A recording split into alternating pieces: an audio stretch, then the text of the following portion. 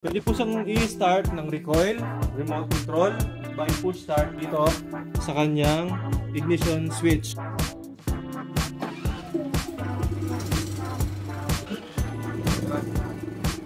Buhay na siya.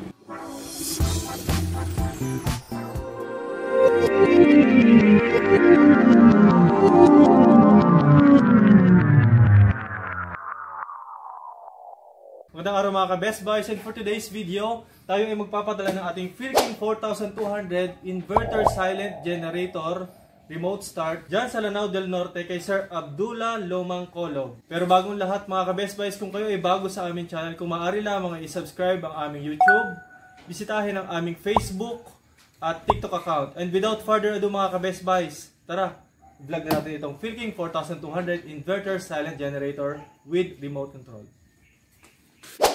So ang ating Philking 4200 Inverter Silent Generator ay may 4200 watts na maximum power.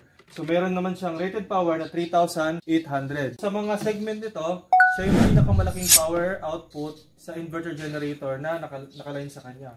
Ano ang kaya pandaran ng genset na ito? Aircon, TV, fan, power tools, fridge, light bulbs, electric motors, and all appliances not exceeding to 3,800 watts. So itong generator nito mga ka-Best Buys, meron ding 3-in-1 IntelliGauge.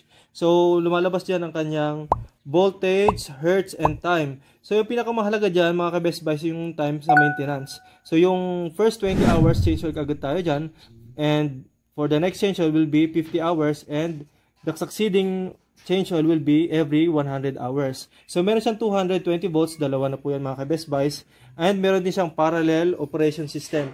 So ang kagandahan nito mga ka-Best Buys, if ever na tayo ay mabitin sa ating 4200 watts na power output, pwede tayong mag-parallel connection. So gagamit tayo ng isang generator pa na 4200 para maging 8400. Sa gilid, makikita naman natin yung recoil starter. Pwede po siyang i-start ng recoil, remote control, by push start dito sa kanyang ignition switch. Dito naman po tayo sa kabilang side. Easy access na ito. Twist lang and unsnap. Ayan. Lalabas na po kagad yung parts sa loob. So yung mga internals nito, nandito na yung engine. Ito po yung carburetor, ang kanyang inverter. Nandito din po yung kanyang air filter or air cleaner, yung battery niya, yung oil inlet. So napaka-accessible ng side na to, and napakabilis siyang i-access dahil wala na siyang thread. Hindi tulad ng mga ibang inverter generators na kailangan mo pang i-thread bago mo siya makita.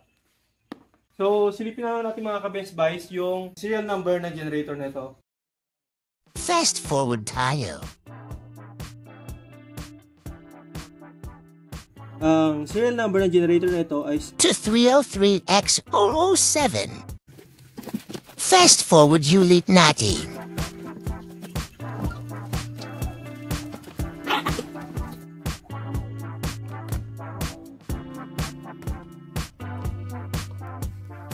Ayan. So mga ka-Best Buys, i-start na natin itong generator na ito sa pamamagitan ng 3 modes niya. So uunahin na muna natin yung kanyang remote start. Ito yung pinaka-special features ito. Ito yung edge niya compared with other inverter generators na available dito sa Pilipinas. Una mo natin gagawin is ito-turn on natin yung battery.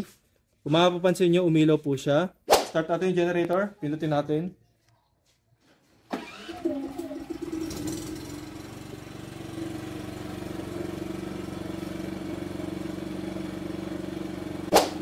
Okay. So patayin natin mga ka-Best Buys. Gamitan din natin itong ating remote start. Okay. Buhayin naman natin ito mga ka-Best Buys sa pamamagitan ng push button. Okay. So, since gagamit tayo ng battery, dapat yung kanyang battery is naka-on pa rin.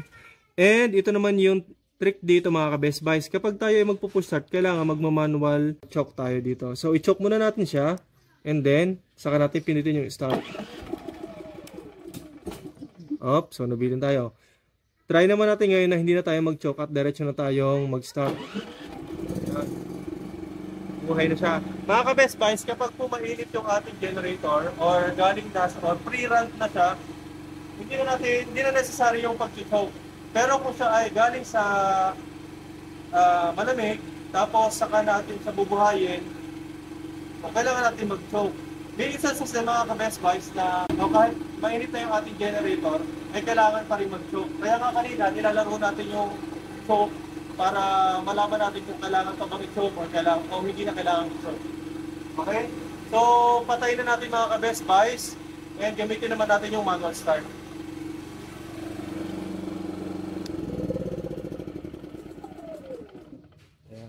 So, panatilihin natin mga ka-Best Buys na naka-on yung switch na yan pag ating gagamitin. Kasi kapag yan ay naka-off at yung remote start yung ating gagamitin, hindi siya mabubuhay kahit anong gawin natin. Yan, tulad yan. Magkakrak lang siya na magkakrak, hindi siya mabubuhay. Pero kung i-on natin yan, naka-standby siya sa on,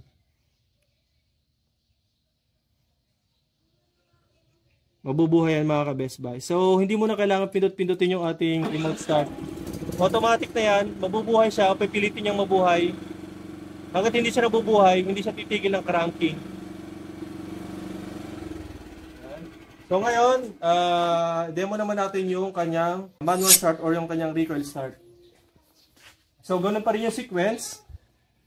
I-choke natin and dihilahin yung recoil start. Ayan. So i-off natin yung choke.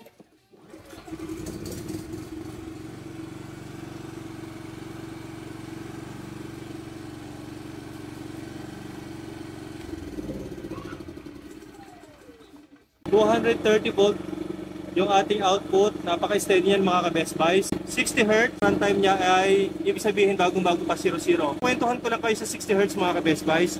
Yung ating mga appliances na nakasat sa Pilipinas ay 60 Hz.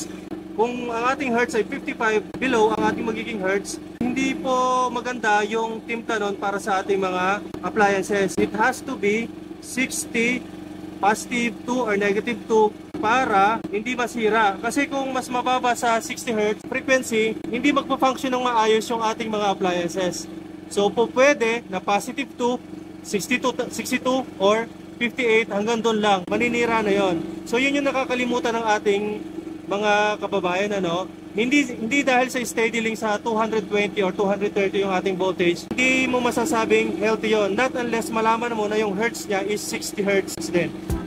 Maraming salamat nga po pala sa ating kliyente na si Sir Abdullah Lomang Kolob ng Iligan City, Lanao del Norte, dyan sa Mindanao. Basta po mga 50 kilos pababa ay makapagpadala po tayo sa ating Shopee account. And mga ka-Best Buys, ang shipping fee lang nito kapag sa ating Shopee account is just 1,500 to 1,700 pesos. COD pa yan mga ka-Best Buys. And papadalahan po namin kayo ng video na personal copy po tayo bago namin maipadala ito at ma-vlog. So maraming salamat mga ka-Best Buys sa pagtangkilik sa Best Buys Mindoro. Para sa inyong comments, suggestion at inquiries, maaari kayong mag-text o tumawag sa aming cellphone number. Ayan po, na mag-flash sa inyong screen. Maaari po kayong bumisita sa aming mga social media accounts, sa aming Facebook, YouTube, and TikTok. At may branch na nga rin po pala tayo dyan mga ka-Best Buys sa San Miguel, Bulacan. So ang location po ng ating branch dyan sa San Miguel, Bulacan. So malapit po sa San Miguel District Hospital. So kung maaari lamang po, kung gusto niyo pong makita yung ating mga Philking products, ay kontakin nyo lang po si Engineer Franco. Ayan po, para sa inyong mga inquiries, para makita nyo po ng personal yung ating mga generators. Maraming salamat sa pagtangkilik sa Best Buys Mindoro. God bless po and mag-ingat po tayo palagi. Bye-bye! And also nga pala mga ka-Best Buys, meron na rin siyang libreng changeover switch. So, kailangan kapag may remote start kayo, dapat may changeover switch na din. Kasi if ever na meron niya kayong remote start, tapos manual changeover pa rin kayo, off na yon kung wala nang function itong remote control na ito, lalo na kung sa bahay lang gagamitin.